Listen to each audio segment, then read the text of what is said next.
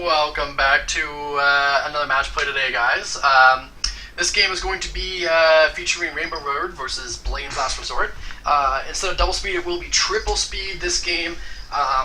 Grady does kind of have some longer turns, so we're gonna triple this guy up because it is kind of a one-sided match, I'll say. One deck kind of did stomp. I wouldn't say stomp, but definitely performs the way it was supposed to when the other deck didn't. So Grady's playing from behind most of the game, and since he's playing from behind, he has to take some long turns, and so I decided to triple speed this one. So I'll just let you know there. So anyways, Rainbow Road versus Blaine's Last Resort. Rainbow Road's really not gonna, neither deck kind of really cares what the other deck's gonna do. It's just gonna be, hey, can I remove energy, or hey, can I hex a whole bunch? That's really what it's gonna be. This also just kind of showcases the power of Blaine's Last Resort. I think it was a very underrated deck, and I think not Ninetales, but Rainbow Road is a very overrated deck. So having this matchup right here, even though Rainbow Road was the higher seed, it really definitely showed that Blaine's Last Resort is a force to be reckoned with. It has outs to hex, which is what we thought was going to be the main thing. Oh man, if you hex and goop a whole bunch, or if you judge or end or something a whole bunch of times, this deck just has outs to it, and it's bananas. So yeah, Rainbow Road is all going to be about that Kecleon, taking one shots over and over again. The Kecleon on the bench, providing every single type, so that your Rainbow Force Xerneas hits for, I think it's 310 every turn or something. The downside to it, however, is the fact that it does take 3 energies to get. So you really have to kind of revolve around that Aromatisse to keep it going over and over again. It is an EX. Yeah, it's a basic, but so it does take some turns to get online, and if it falls behind or the turn that you need a Aromatisse, it gets hexed. Like I said, it can really fall behind there. So, Blaine's Last Resort, what it's going to do is just try to find knockouts any way it can. There's a slew of attackers in the deck, and all of them attack for free in some way. Whether I need 4 in my hand, whether I need the same amount as my opponent, or none in my hand, in the case of the new Slow King. You have 0 in your hand, free attacks for free. That's what you're going to try to do, right? You're just going to try to attack for free, not very much. You're going to take knockouts here and there. That's the whole idea. So, moving into the game now that we both kind of the early setup is done. I feel so bad commentating the game in the first 3 turns of a game, because it's so boring, because it's just here's a darkness curse, here's the darkness curse, bum bum bum bum bum. So this one is kind of weird, because I kind of want to retreat out of this, but then at the same time I don't want to get bopped by the Xerneas on the bench. So a little scary. I don't want to leave. This Lapras in the active is helpful, but if I could hit a Muscle Band and some sort of catcher effect. Yep, so there's the Gust of Wind, there's the Windstorm, and a Choice Band, actually. So now I just need the same amount as my opponent, and he had 7 in his hand, so the Sycamore was able to take a knockout on the Xerneas that had all the energies on it. So you can kind of see that I was talking about earlier, that if Xerneas fall behind, it falls behind. That was the first knockout of the game, the first time I broke the item lock from Spiritomb. And now he's got no energy on board, no Aromatisse, no way to accelerate, staring down a 140 HP Pokemon that's going to deal 100 a turn. And the only way it's not going to deal damage is if he hexes, right? So like I said, the outs to this it shouldn't be called Blaine's Last Resort. By the way, if you were curious why it's called Blaine's Last Resort, I should mention that on the top. We kind of based this deck around the new Slow King, and what the new Slow King does is, if you have no cards in your hand, you can use its second attack for free, which is 110 damage. And so we're thinking, if you draw Blaine's Last Resort, you only can use Blaine's Last Resort if it's in your hand If it's the only card in your hand and you draw till you have 5. So it's just like a slightly, it's a slightly better bicycle that's way more situational, right? So what you would do is you second sight the turn where you have 0 cards in your hand. You second sight yourself, and you hope to hit your Blaine's Last Resort and put it on top. That's just kind of like that was like where the idea was born, and then we were like, oh, why don't we just make this deck like an attack for free deck, and we play the on megas and all this other stuff. So, and it worked. It worked way better than anticipated. So here, I'm just setting up a play so that I can attack again. It's going to be a Marley's. I was going to Marley's for Versus Sequence Shaman, and the second turn is going to be Shaman. Or, yeah, Desert Shaman here. I'm going to do all my stuff and then end my turn with a Shaman. So that we both have 4 that I can attack. I think red card would be a very good card in Blaine's Last Resort. I don't know if it's in there right now off the top of my head, but if it's not, it should be. But yeah, it is different, I think, the way that you play the deck, because most decks you play your draw supporter kind of early in the turn, right? You play your Sycamore to try to hit what you need. With all of these kind of base decks, your supporter is almost always the last thing you do, so then your next turn it's set up just a little bit better. So that's the cool part about it. You do get kind of play reactionary behind it, but it's kind of like a proactive reactionary, if that makes sense. Just because you can always react to your opponent, but you are proactively getting your right hand size to do attacks. So kind of crazy. Right now I'm trying to explain to Grady that he could get a knockout here if he wanted to. I think that's what I was doing. I was just saying, like, why'd you go for that play? Just like do this, and this, get Kecleon out and blow me up. Like, why wouldn't you do that here? Considering that he would take 2 prizes off of it. So, if you couldn't follow all that, just replay it, I guess. I don't know. Basically what you need to know is that all moves were legal, and I told him that you could take back like 4 or 5 things, and we wound up with this board state. So yeah, the Rainbow Force comes from down. I do need a way to retaliate KO, and I'm pretty sure I'm going to be able to hit that somehow. Gonna go with the Mallow. You see a Computer Search and a I'm hovering Computer Search and the Slowking that does 110.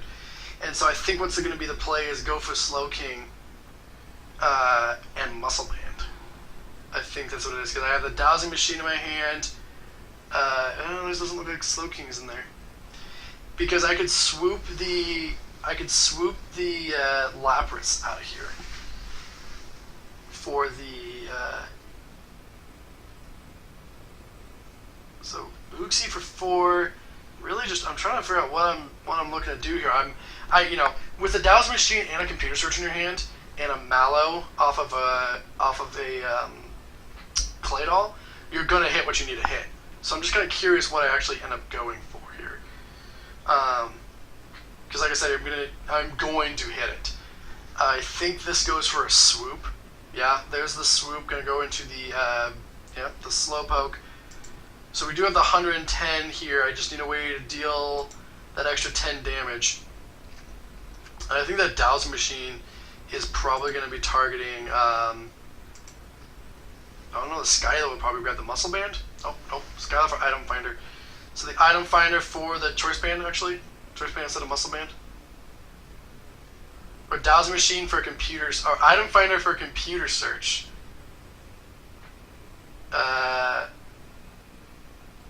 What did we grab the Computer Search? There's a Floatstone, there's the Muscle Band, so yeah. It was a Computer Search for an Item Finder to get cards down, play a Lux Ball and fail it, an Oaks, a Floatstone, the Muscle Band, and then second sight the top card of my deck, so that I'm going to draw something next turn. So there was the combo there of both Slowkings out. No cards in hand, but it's okay because I know that I'm going to top deck something good. So, And then 2 prizes from the Xerneas, never hurt anybody either. My hand size is going to be brought right back up. I'm just going to kind of need a way to retaliate. He's, to keep it going. Looks like I drew into some sort of plasma card that looked like that was a Colress maybe that I drew from my prizes. And one other card. So, but we know my top pick's going to be good. I still have Claydol. I'm not too worried about having no cards in hand. Well, Greedy's board position is less than desirable. And this is, like I said, one of the bad parts about Xerneas is that if you don't get all these energies on the field right away, you fall right behind. I think you need a Geomancy like 3 or 4 turns in a row. And maybe we need to build a deck like that. Maybe we need to build a deck where you're trying to go for this like turn 1 Xerneas. Oh, the Iris is prized. He could have a turn KO if the Iris wasn't prized, but I did tell him I'll check it. Because I switched the prizes. I played the Oaks. But Greedy does a cute little thing there where he's got no cards in hand, and he comes up and he dittos me. So he just returns the favor. Kind of crazy. That it wasn't cool. It's cool. It's kind of a bananas play there. Like he would have rather Irised with the Uxie, but instead he hits this Ditto to copy Slowking. Just so many fun plays with Ditto and the Blaine's Last Resort is just a fun deck in general. So just kind of weird. We do get the Evo Soda for hitting this the Omega here. Don't really know what we're trying to do. Oh ho ho! Even a trickier play. So I will Uxie. What happened is I Uxied there. Use Psychic Restore, which does 40 damage to the Ditto because it's Psychic type. Because it is the Uxie, right? So it does 40 damage. And then I retreat into the Unknown, which has 30 HP, so now Ditto is Unknown, so it gets knocked out that way. Always kind of creative ways to knock out Ditto. He's definitely going to get the return KO here. And the Goop. The Goop is actually kind of scary, because I can't use that Omega. So I have to find a way to get this. I think what I'm going to try to do is Alolan Raticate here, I think is the play, or just go into Spiritomb, maybe. Misty's Wrath is going to grab me. It looks like I have a Lux Ball in there. I pitched the Raticate, so it's definitely not going to be the Raticate. Hard telling I'm going to get return KO, but that's where we're going to go. So I hit the Junk Arm. For the Misty's Wrath again, I'm digging for something. I wonder what we're actually digging for. Looked like it was a hard decision though. Kind of like I have a monster hand. Just this mammoth hand. Computer search again off of the, he did trump card. So maybe we're gonna hit something that I need, I guess. This Goop just sucks. So yeah, Swoop. There's the Swoop. Oh, for Uxie, I might grab Muscle Band. No, Muscle Band's not a knockout. Maybe my own Iris, if I have it? Maybe I'm just trying to set up? Who knows? Oh, Greedy didn't take 2 prizes for the Omega knockout. So we just took the prize and shuffled it back in. That's all that was there. I should really catch these things the first time around. So as a retreat, yeah, into the Spiritomb. I think it's gonna be no, into the Yanma and pass. I don't want to item lock myself.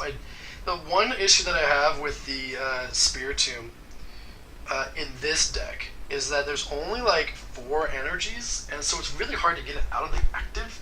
You really need to Guzma AZ, that sort of thing. Those are the only ways out of the active. So if you don't have that energy in your opening hand, you have to burn a supporter to get it out of the active, and that's one of the big issues I have with it. But U150 is not super hard. It's not hard to grab energies when you need them. So it's not the worst thing. I would. It's like a risk versus reward thing. Like I wouldn't, or actually no. I think. What am I trying to say here? It balances out. It's the upsides outweigh the downsides. That's what I was looking for. The positives of having this Darkness Grace item lock turn 1 thing outweighs like the negative aspect of not getting out of the active easily. So there's that. Greedy will be able to get this. He has a Xerneas break, got the DCE down, so he's going to get a revenge KO here. Or not even a revenge KO, I didn't knock him out, but he's going to get a KO to go down to 3 prizes. So this game actually got close all of a sudden. He got 3 prizes left. I have, I believe, 2 prizes left. He does have EXs sitting on the field, though. He's got that Xerneas in the active, plus the Aromatisse on the bench. The Goop did buy him that extra turn. The Goop essentially bought him a free prize. So, definitely a worthwhile Goop. If you can Goop your opponent and even out the prize a little bit, awesome. The only issue is the Yanmega that I have out now is a non-EX Yanmega. I no longer am trying to attack with the Prime. I think that was the big issue because he knocked out 2 Primes. And so that's why he was able to get down to 4 prizes so easily. I didn't knock out 2 Primes, sorry. He knocked out the Prime, the Unknown, and the Slowking. Lux Ball is going to grab Unknown quick. Unknown retire. And he retires into the Juniper to grab a new hand. Red cards that hand away. Not realizing that might actually have helped me, considering the fact that the Yanmega on my bench only attacks, you can attack if you have 4 in your hand, not the same. So, different than Yanmega Prime in that regard.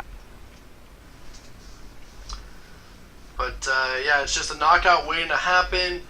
Gets the Baltor down, which does help, hopefully his next turn. But I had Lysander for game. I red carded into Lysander. So that ended abruptly. So what happened there was he red carded me into 4 cards. Top deck is 5, and the Lysander gets played to go down to 4 cards left, which is what you need to attack with it. You usually gotta make a breaks attack to finish off game. So yeah, thanks for watching, guys. Have a good one.